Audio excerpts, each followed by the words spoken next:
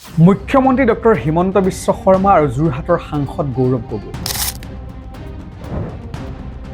দুয়োৰে মাজত ৰাজনৈতিক শত্ৰুতা কিমান সেয়া আমি সকলোৱে জানো, কিন্তু এটা অতি স্পৰ্শকাতৰ বিষয় দুয়োৰে আছে মতৰ মিল।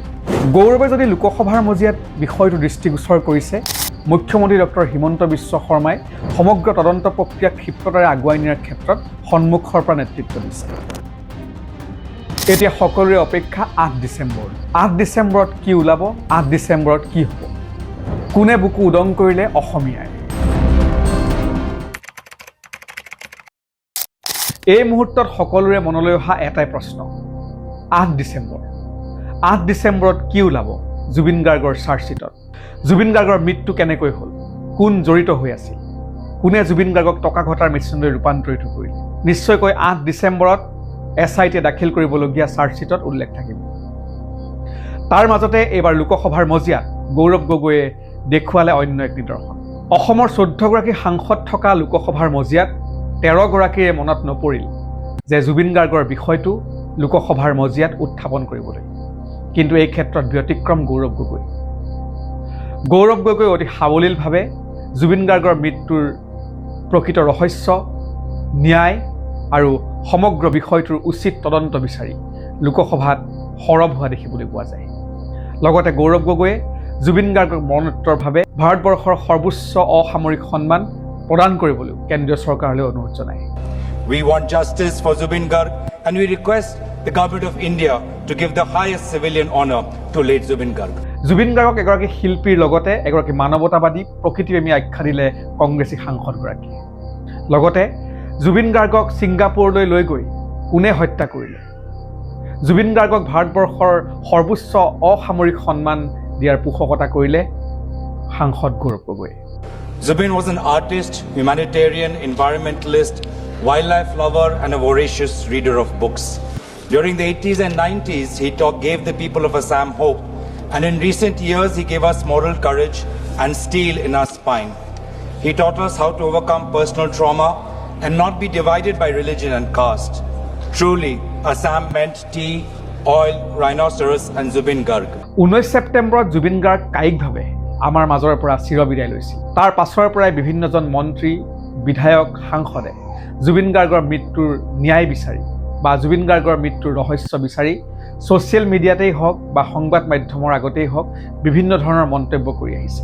গৌৰৱ গগৈয়ে লোকসভাৰ মজিয়াত জুবিন গাৰ্গৰ মৃত্যুৰ প্ৰসংগ উত্থাপন কৰাৰ লগতে জুবিন গাৰ্গৰ মৃত্যুৰ উচিত তদন্ত, ন্যায় আৰু সমগ্ৰ ঘটনাৰ উচিত বিচাৰ বিচাৰি এইবাৰ লোকসভাত উত্থাপন কৰিলে জুবিন গাৰ্গৰ মৃত্যুৰ প্ৰসংগ। জুবিন গাৰ্গৰ মৃত্যুৰ সন্দৰ্ভত প্ৰতিদিনে ন তথ্য পোহৰলৈ আহি আছে। ইতিমধ্যে প্ৰায় 6 মিলিয়ন অতিক্ৰম কৰিছে জুবিন গাৰ্গৰ ন্যায় বিচাৰি গঢ় লৈ উঠা ডিজিটেল আন্দোলন #জাষ্টিছ ফৰ জুবিন গাৰ্গ। সকলো অধীৰ অপেক্ষাত ৰৈ আছে ৮ ডিচেম্বৰ দিনটোলৈ চাৰ্জশ্বিটত কি ওলাব, লগতে দোষীৰ কঠোৰ শাস্তি কামনা কৰি আছে। জুবিন গাৰ্গৰ লগত কি হৈছিল, ছিংগাপুৰত কেনেকৈ জুবিন গাৰ্গে শেষ নিশ্বাস ত্যাগ কৰিবলগীয়া হ'ল, জুবিন গাৰ্গক বহুতে ব্যৱহাৰ কৰিছিল নেকি, জুবিন গাৰ্গক কেৱল টকা ঘটাৰ এক মেচিনলৈ ৰূপান্তৰিত কৰিছিল নেকি, এইবিলাক কথা নিশ্চয়কৈ প্ৰতিবেদনত প্ৰকাশ পাব। মুখ্যমন্ত্ৰী ডক্টৰ হিমন্ত বিশ্ব শৰ্মাই জুবিন গাৰ্গৰ মৃত্যুৰ ঘটনাটো অধিক চিৰিয়াছলি লৈছে আৰু তেওঁ সমগ্ৰ বিষয়টো অধীৰ ক্ষিপ্ৰতাৰে আগুৱাই লৈ গৈছে, যাতে জুবিন গাৰ্গে উচিত ন্যায় পায়। আৰু যদি অসমত জুবিন গাৰ্গে ন্যায় নাপায় তেন্তে ন্যায় কোনে পাব, এই প্ৰশ্ন সকলোৱে উত্থাপন কৰি আছে। শেষত জুবিন গাৰ্গৰ সন্দৰ্ভত সাংসদ গৌৰৱ গগৈ সংসদৰ মজিয়াত কোনখিনি কথা উত্থাপন কৰিছিল সেই ভিডিঅ' আগবঢ়াই আজিৰ ভিডিঅ'ৰ পৰা ইমানতে বিদায় লৈছোঁ। ধন্যবাদ। Honorable Madam Chairperson, I stand in the Parliament of India to pay tribute to one of our greatest sons of our mother Assam, Ohamiai late Zubin Garg. Zubin passed away in Singapore on 19 September when he was due to perform at a function organized by the Government of India, Ministry of External Affairs and the High Commission of India to Singapore. Zubin was an artist, humanitarian, environmentalist, wildlife lover and a voracious reader of books. During the 80s and 90s, he gave the people of Assam hope, and in recent years he gave us moral courage and steel in our spine.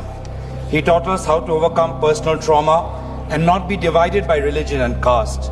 Truly, Assam meant tea, oil, rhinoceros and Zubin Garg. He showed us a vision of Bor Okham that is free from hate, fear, suspicion, and mistrust. Zubin will always be our Kanchanjunga. Today, the people of Assam miss him terribly. We want justice for Zubin Garg.